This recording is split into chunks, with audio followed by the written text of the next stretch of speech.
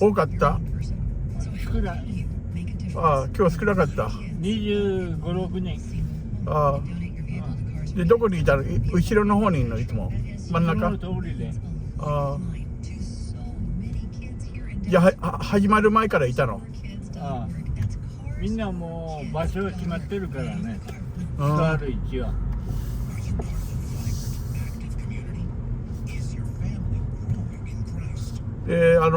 サウナとスチーム入った。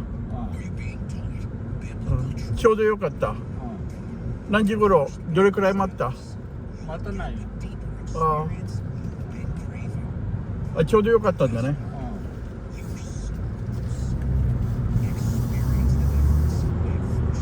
で、いい汗かいたんだ。よかったね。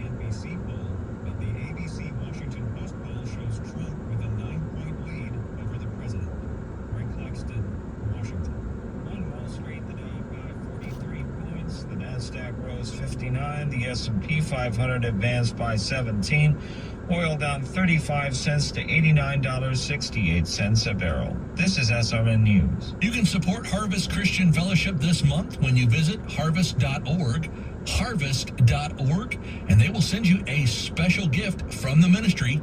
It's a documentary about music icon Johnny Cash. And again, you can learn more and support the ministry at harvest.org. They're the sponsor of A New Beginning. Thank you for joining us today. The Word, 100.7 FM. Can a man take fire into his lap and not be burned? No, but that's what lust is like. Oh, I can control this. Oh, this won't get the best of me. You'll get burned, I'm telling you. Today, Pastor Greg Laurie warns us of the destructive power of lust and how to keep it from invading and igniting our lives. The best way to overcome lust and protect your mind is to fill it with In the bottom of a drinking glass, milk, juice, soft drink. What's the first thing we do to get it clean? Rinse it out, right? Run some water in it and flush it clean. Today on A New Beginning, Pastor Greg Laurie points out the same approach works well with all the stuff that needs to be cleaned out of our minds. We'll see how to wash it clean with a renewed mind and a renewed passion to draw closer to the Lord. It's a message from Pastor Greg. All right, let's turn in our Bibles to two passages today. Exodus chapter 20 and Matthew chapter 5. We're looking at the 10 commandments. Now, there's two tablets. 4 of the commandments are on tablet 1. The final 6 are on tablet 2. So tablet 2, commandment number 6, you must not kill, or you shall not murder. And then the next one is you shall not commit adultery. Let's talk about that. Heard about a little boy that went to Sunday school and the teacher was speaking on the 7th commandment. He seemed to have misunderstood her. He went home to Dad and said, Dad, the teacher was telling me in Sunday school today, thou shalt not commit agriculture. What does that mean? Dad was smart without missing a beat. He said, son, that means you're not supposed to plow the other man's field. So that pretty good summation. Pretty good summation. What is adultery? Let's just get technical for a moment. Adultery is sexual relations with someone beside your spouse. We hear the word fornication. That would be premarital sex. Adultery is primarily extramarital sex. The only place for sex to be right and indeed blessed by God who created it is in a marriage relationship between a man and a woman. これはサウナはどれくらい入ったの？だから2回で。ちょうど終わったらちょうど終わってきたわけ。いや、待たなかった。でちょうどよかったね時間も。 Fathers would still be home to raise their children. It's such a devastating sin. Sex is not evil. Sex can be good when it's in its right place. That's in marriage. Hebrews 13:4 says, give honor to marriage and remain faithful to one another in marriage. God will surely judge people who are immoral and those who commit adultery. Another translation of that same verse goes as follows. Guard the sacredness of sexual intimacy between wife and husband. God draws a firm line against casual and illicit sex. So sometimes people think, well, you know, but we need to get to know each other, find out if we're compatible. So we'll have sex before marriage, maybe live together, and then we'll later get married. Well, that's how to sabotage a marriage. A University of Tennessee study among young women said there seems to be a correlation between illicit sexual behavior and serious emotional problems. And then another study done by the University of Oregon found that those who engage in premarital relationships make poor marital risks. And so it doesn't help you, it actually hurts you. Now let's see what Jesus says about this. Matthew 5, verse 27. Jesus says, you've heard the commandment that says, you must not commit adultery. But I say, anyone who looks on a woman with lust has already committed adultery with her in his heart. Wow. The word that Jesus uses here for looking is not speaking of a casual glance. It refers to the continual act of looking. It's not an incidental or involuntary glance, but an intentional and repeated gazing with a purpose of lusting. It's not just someone that notices someone's attractive. You might see a woman and say, that's an attractive woman. Or you might see a man and say, that's an attractive man, as you would say right now. About your husband that you're sitting next to or somebody else, not me. So that's what, there's nothing wrong with it. That's not sinful to notice that someone is attractive. It's sinful when you take that thought and let it go into another arena, so to speak, and you begin to look at them with the purpose of lusting. So it's an intentional, repeated gazing at something with the purpose of stimulating lust for that person. Listen, you don't feed lust, you starve it. And certainly one way you can feed lust is by looking at pornography. Actually, the word that is used here for adultery, the original root word by Jesus is the Greek word porneia. Guess what word we get from that? Pornography, porn as it's often called. 79% of 18 to 30-year-old American men watch internet porn at least once a month. Say, well, yeah, guys are all twisted and perverted. Doesn't surprise me, really. 76% of 18 to 30-year-old American women watch porn once a month. One expert described it as the pornification of America. It's joked about in sitcoms. It's coming to the mainstream. Films like 50 Shades of Grey have brought it to a much larger audience. So it's everywhere. So you don't want to feed that flame. And I would compare sexual desire to fire. And fire is not always bad. Fire can be good. It's nice to sit around a fire ring or in front of a fireplace. It's nice to use fire to cook your food. But then fire can be destructive. It can take property. It can take lives. So we want to have fire in its right place. The Bible asks the question in Proverbs 6:27, can a man take fire into his lap and not be burned? In case you're wondering what the answer to that is, no. Don't try this at home. Let's start a fire in my lap and see if I get burned. No, you'll get burned. I'm telling you. It's an obvious question, an obvious answer. You can lose control of fire. When I was a little kid, I don't know what the deal was, but I seemed to be some sort of a junior pyromaniac. I like to set things on fire. I'd buy like 50 army men in a package. They were all green. Remember those? And they'd be in different positions. There's a guy with the binoculars, you know, and then there's another guy kind of with a machine gun down here, and then the guy with the long rifle pointing it. He was my favorite guy because I would light the end of his rifle with the lighter, and the flame would kind of make it so he would start melting like this and melt and melt it.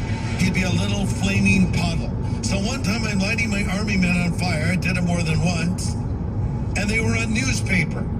Really a bad idea. So the army man melts, puddle of green. All of a sudden the paper, a little fire. So I scoop up all these papers in a panic. I'm running around. I'm just a little kid. I throw them into a trash can made out of bamboo. The trash can ignites. Thankfully, I got it out, but that's what lust is like. Oh, I can control this. Oh, this won't get the best of me. But it starts with looking. That voluntary looking, like I'm looking with this purpose. A great example of this, or maybe a tragic example would be a better way to say it, is David was up on his rooftop. Now, back in biblical times, the rooftop would be flat. They might have a patio up there. And David, being the king of Israel, was on the rooftop of his palace. He had a great view of everything below. And we read that he was up on his rooftop after he'd been sleeping in all day. And he looks and sees a beautiful woman bathing herself, whose name ironically was Bathsheba. Now he saw that. I guess he couldn't have avoided seeing that the first time. And then he acted on it and gave the order that she be brought up to his bedroom, and they had sexual relations, and she became pregnant. Instead of admitting that to the Lord and repenting, he tried to hide it. So he called her husband, Uriah, who served in David's military, back home, hoping he'd spend a night with his wife and think that was his kid, not David's. But this husband of Uriah was such a loyal soldier, he couldn't bear the thought of having such a pleasure when the fellow soldiers were out on the front line, so he wouldn't go along with David's game plan. So in effect, David had him murdered. He sent him out to battle, leading a charge. Everybody fell back. Uriah was killed, and David married Bathsheba, thought he had covered it all up. But then it all came out, and everybody found out, and he even saw the same behavior repeated in his own children. So it starts with what you look at. Pastor Greg Laurie will have the second half of his message in just a moment. We're encouraged when we hear stories of people who've had their lives changed because of the ministry of Harvest. I just wanted to say I was a drug addict for 10 years. I've been clean since 2019 and haven't stopped listening to Greg on the radio, and it truly helped me through some hard times. I give all the praise and glory to Jesus. I just want to say thank you for everything you do. As you're on the radio, and my day just gets brighter. So thank you. Do you have a story to share? If so, would you let Pastor Greg know? Just drop him an email, greg@harvest.org. Again, that's greg@harvest.org. Well, we're considering the dangers of lust today, as Pastor Greg brings a study based in the 10 Commandments titled Violence and Sex. Let's continue. Try to guard your mind. Job 31:1 says, I've made a covenant with my eyes to not look lustfully at a girl. If a scene comes on your TV or in a theater or on your phone or wherever it is, you don't want to expose yourself to that thing. You want to do whatever you need to do to not be looking at that sort of thing. And obviously, I don't think I need to say this, but I'll say it anyway. A popular trend is sexting, sending naked photos of yourself. Worst idea of all time. There's something now called revenge porn, where people get photos of someone. 俺はマンハッタンには住んだことあんの？マンハッタン、ニューヨーク住んだことあんの？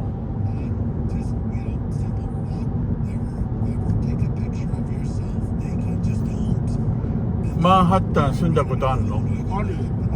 どれくらいいたの？ 4年。クイーンズとかじゃなくてマンハッタンだよ。マンハッタンに住んでたの。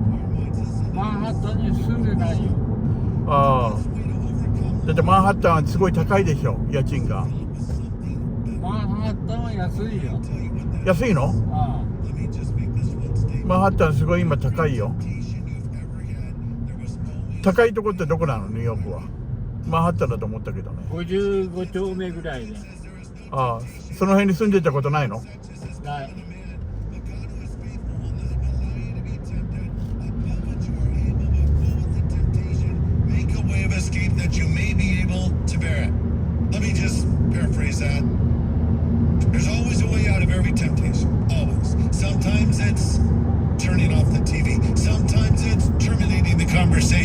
Sometimes it's closing the laptop. Sometimes it's walking out of the room. Whatever you got to do it. Now let me come back to the thing that you should do.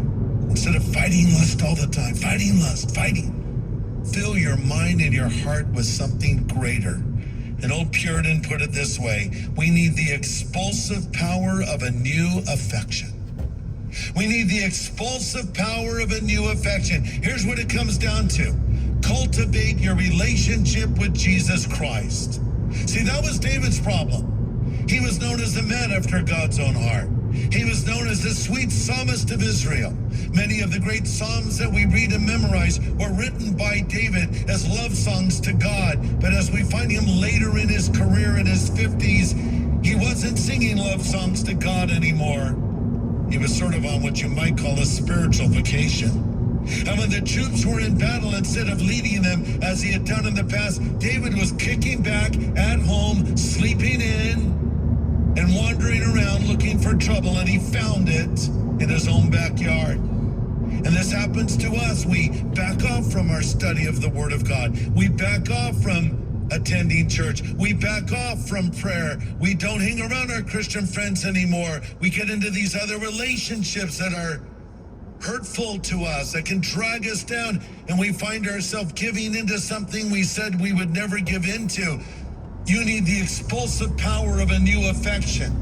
If you love the Lord with all of your heart and your mind, and you're focusing on him, it will bolster and strengthen you and give you the power you need to resist that temptation. The Bible says, blessed is the man that endures temptation, for when he is tried, he'll receive a crown of life. God will give you the strength to do it. But it all comes down to our need for Jesus. Sometimes people say, well, Christianity, that's like a crutch. Crutch? Christianity is a whole hospital, man. And I need all the help I can get. I don't know about you. And we can turn to the Lord, and he'll help us.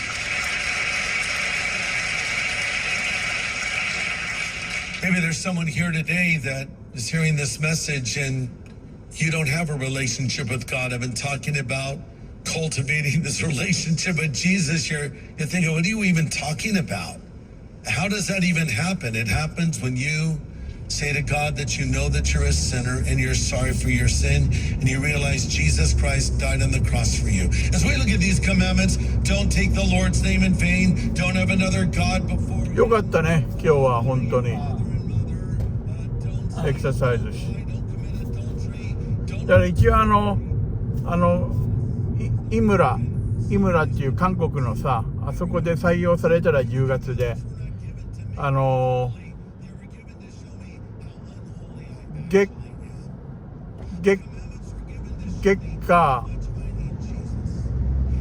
火水でもいいし、月火水木いいよ、4日間でそうで金土が休みで日曜日の教会の後にシャワーだけ連れてきてもいいし、だんだん時間を増やしてる、どんどん歩けるようになってきてるから。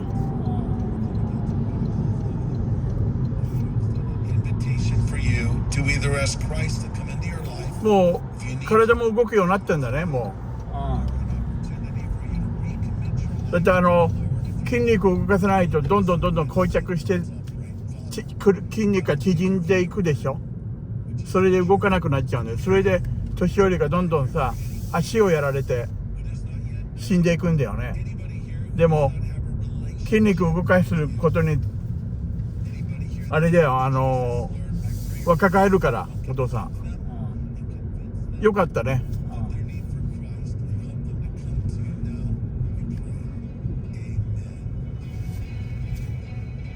草履も持ってったんでしょ。水と